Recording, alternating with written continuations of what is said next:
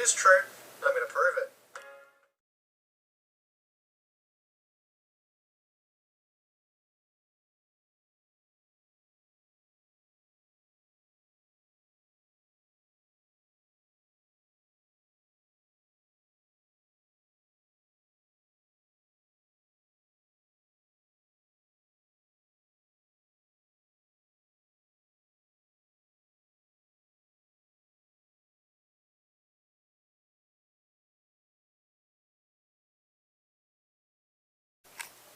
So we've made it past the dramatic introduction to this video. So let's have a quick look at what the actual point of this video is. Now, if you've been into graphics and gaming systems for more than 20 years, then you'll probably notice that there was a technology and development curve. What we're looking at here is what happened to graphics cards. Because if you actually look, the performance in graphics cards hasn't been uniform for quite some time, and we have a massive, great big 12-year gap in performance. Yes, let's go back and have a look at these charts. Now, I did a load of charts here, and we see that let's go back to 2006 and 2007. So on this chart here, this is a flagship ATi card, a 1950 XT Pro, and we're seeing 20, 24, 25 frames. On the following year, we see the Nvidia card with 45 and 65 frames, which is roughly 50% performance gain over the previous ATi card, and in fact their own cards at the same time. But if we look then over the whole entire graphics card performance, we see a curve. Now we take that the top end graphics card is the following year or the second year's mid-range card. The rule of thumb was always that you upgrade every 3 years, so over a 3-year period the graphics card should exactly be, the flagship should be their mid-range card 3 years later. So what we do is we look at the performance increase from 2007, 65 frames. We go then to 2012 and we get 65 frames. It's exactly the same performance. Now, the more cores in the 640 here than there is, and there are more shaders, and the pipes and performance kind of equal out, and they're all over the place. But we can see from the 8800 to the 640, there is no performance difference really between the two graphics cards. We then go a year or so later and we get a high performance from the 750, which again is a mid-range card. This is approximately 46%, and the percentage I've already done and displayed. But the problem we have here is we have a 2008 graphics card from ATi, and that performs giving 84 frames, and there's a little jump here by 6 frames in the older game titles. So what you need to do is to work out that your older games pre-2008 will hardly have any difference at all in their performance, because 46, 45, 46 roughly, so it's in their 40s, are all the same across the Nvidia graphics cards. The only difference being is in the HDR, which is more the dynamic processing details of the graphics card, which jumps up. So we got the 640 and the 750, so we go from 65 to 98, which is quite a jump. But the problem is that 750 is more equal to a jump up from an 880 over 3 years, which would have been 2010, 2011, not 2014. We then look back over the ATi card, and we can see that the 98 to 84 isn't a massive, great big difference in performance. This is their flagship graphics card, and ATi or Nvidia would have wanted to be better than these. But let's have a quick look through ATi performance. Now the previous generation graphics card would have been their flagship 1950 Pro. So let's have a look at the 1950 Pro or 2006 to the 8800 GT 2007 graphics card. We can see here there's a 50% increase between the two graphics cards over that 1 year period. 2 year period we get their flagship, which is obviously the X1800. But if we look at the mid-range card performance from the 750 or 2014 to 2020, another 6 years later, we get roughly double the performance. So what's actually going on? Because if it's double the performance, that should have been the next generation graphics cards, not any other. So we've waited for quite some years for a graphics card which is about roughly twice the performance, and notice the older engine performance has increased as well. But the processor, this is a Ryzen 7 processor with a 1600 GTX, normal spec for today's computing. But we can't see on here the normal spec is completely different across these two graphics cards. So where has technology gone? Because technically, if they produced a graphics card with a 50% performance jump over a period of 1 year, then what the rule of thumb would dictate is that the 50% performance increase to mid-range cards over the 2 or 3 year period is under specification of what graphics performance should actually be. So we end up with this quite a bit of a quandary as to why did the graphics card not perform double in 2008, 9, 10, 11, 12, 13, 14 and all the way up to today. The truth of the matter is that they had their day, and the theory behind how graphics cards work is probably a little bit more complicated. In this scenario here for the 750 to the 1660, the performance of this GDR3 or 4 against 5 is a slight difference in performance which is measurable on the other side. However, the transistor count is significantly higher. So what we need to do is we need to look at the overall performance of the mid-range cards and do they actually match up to expectations? The short answer is no, they don't.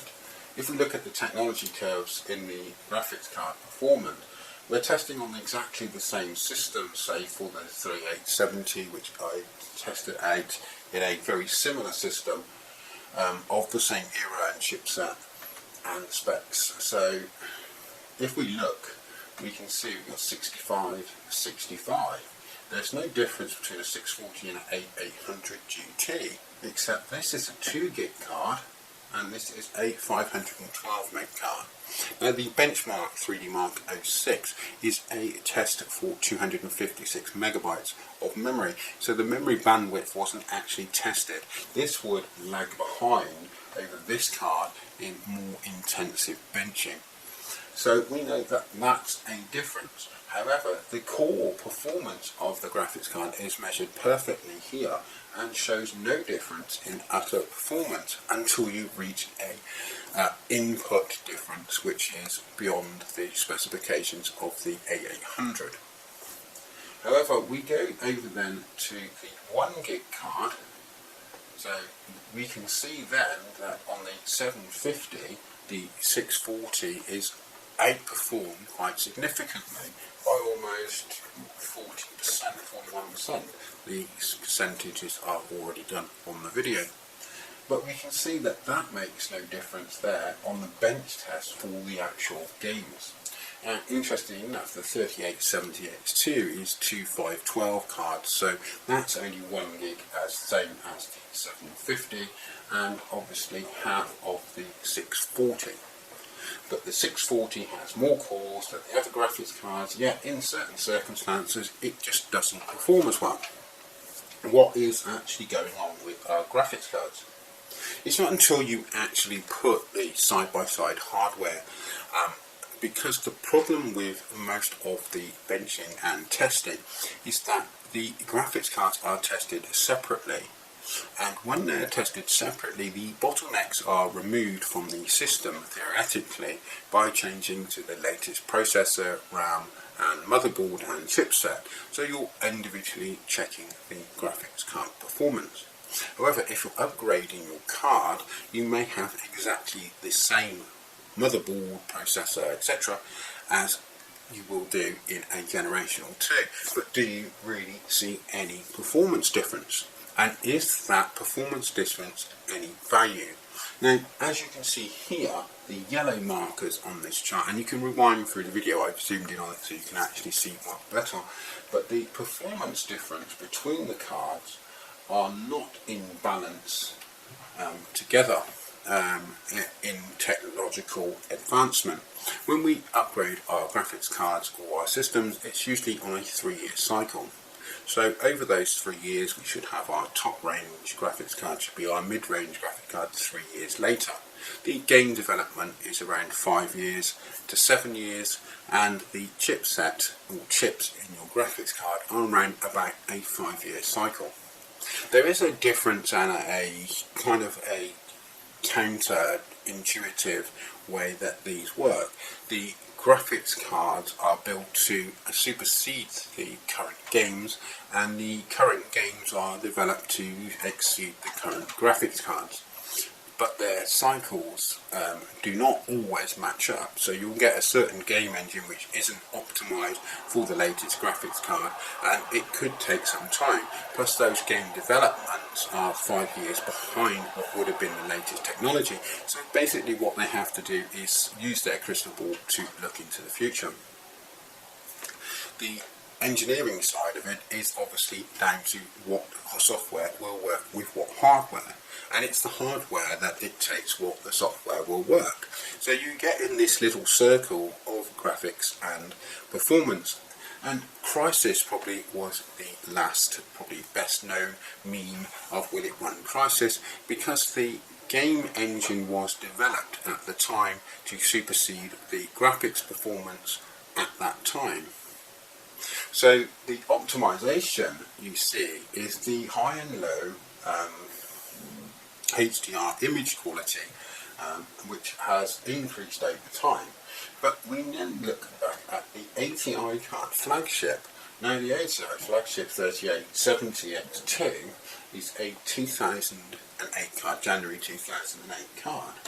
So this is very close to this 2014. In fact, it outperforms it in many of the benchmarks by over 10 frames. But there's a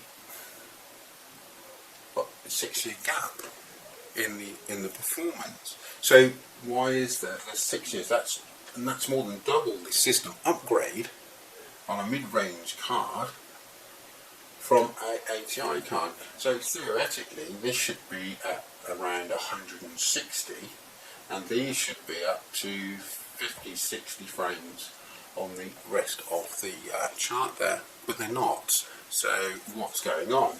And it's not until you actually go through to 2019-20 that you actually get the performance that you should really have gotten.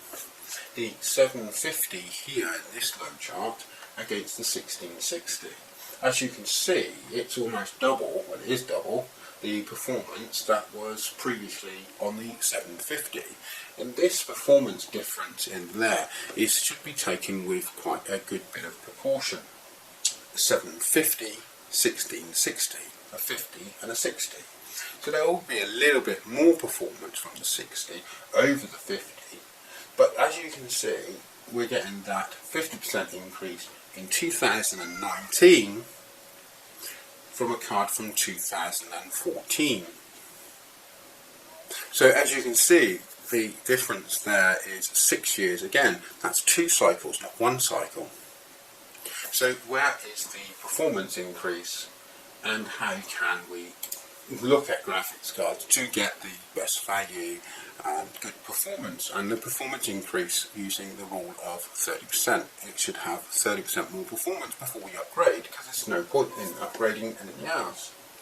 When we look at the stats here on these, the details in the frame performance, we can see we get 98 here to 65. That's in a 7-year period. So we get that, and that's perfectly fine. We get there's a huge slowdown in development over 6 years to 1 year. So it's 6 times slower than previous generations. When we look at the actual chart results, it gets a bit more confusing, and this is quite often what's actually shown. The actual performance of these graphics cards, 13939 for the A800 and 13767, we see that the 8800 GT outperforms the 640, and we can see from 1370 to 1532, a difference of merely just over 1,000. We see that the 750, the next generation card, appears in this chart to be massively different. But when we actually go down into the details and drill down into that, we can actually see that there's only one significant difference in the frames. In fact, they're exactly the same across both of the cards. But it gives us a difference in the actual final results. But when we look at the 2014 to the 2008 card, we can see that the 2008 flagship by ATi actually outperforms considerably the previous Nvidia graphics. Well, not even previous, this is a couple of generations later. The interesting point is probably that I should point out is that the final score for the 1660 was 35,665. So we know that that is double the performance of this ATi card, and more than double the 750, which is probably understandable. And it's just under 3 times more faster or performance scored over the A800. Some 12-year difference. So what we need to do is we have to look at our system performance in the details to see where we're getting performance increases or not. I mean, this illustrates the Nvidia driver problem as posted up by Hardware Unboxed. The performance here on the older hardware, the older CPU, increases, and these two tests technically relate to the performance of the processor and system board, and we can see that there is a 10 frames difference. Now if we say that's a percentage, this goes from 46 to 51. Both of them, if their games are both playable, however, that extra 10 frames or 25% would actually give you the performance increase that you would expect to have on a graphics card upgrade as a minimum specification. But we're going back 6 years. So the technology advancement over the performance is not equal and has not been for quite some time. If we go back over to the previous generation, 2006, 2007 or 2006-07, is a 50% increase between the two cards. This is ATi's, this is Nvidia's flagships. So we can see that the performance increase here between ATi and Nvidia is massive, and that is what they were well known for and how the A800 became the legend that it was. But we can see that the performance increase here is not, this is Nvidia to Nvidia, and we can also see that the 1950, 24, and we go back to here with their 2 generations later, is 84. So there is a significant difference in performance. Unfortunately, I didn't do the 7850 that I have as a bench on the same system. I really should go and do it and see if there's any difference. So check down in the comments below if you really need to see that. But what we're seeing is a graphics performance, a slowdown for quite some time with Nvidia's drivers and performance, and that their graphic card performance is not equal. The 750 and the 1660 should have been the card generations next to each other, but we don't get that at all. So you know, you're missing out from 2014 to 2019 is quite a mysterious year of how they managed to produce graphic cards which made actually any performance difference, because they're not in that curve that we've seen. So if you like this video and you find it a little bit more informative of how you measure graphics cards and how their performance increases rather than actually how they perform, we're looking at upgrade scenarios here where you're using the same system but upgrading your graphics cards. Do you go from your flagship that you've bought, do you reinvest in that system by buying a mid-range card? The chances are that yes, it would be a good buy, but you would want to wait up to 6 to 8 years to do so, because the graphic card performance is not on its same curve, and in fact there is a giant levelling out after around 2014 to 2020, so you won't get that huge great big performance. If you've got a later 2012 to 2014 graphics card, now is probably a good time to upgrade to the latest if you can actually buy one. The chances of being able to buy one are probably slim though, aren't they? So yeah, a 1080 would be should be outperform a 1660, and would be the lower end of the 20 series or 2000 series, and the 3000 series, but I would probably go for a 3000 series. Would probably be about the same as a 10 or 9 as in the upgrade curve across the two. So if you like the video, click like. If you've got any questions, put them in the comments below. Thanks for watching. Bye.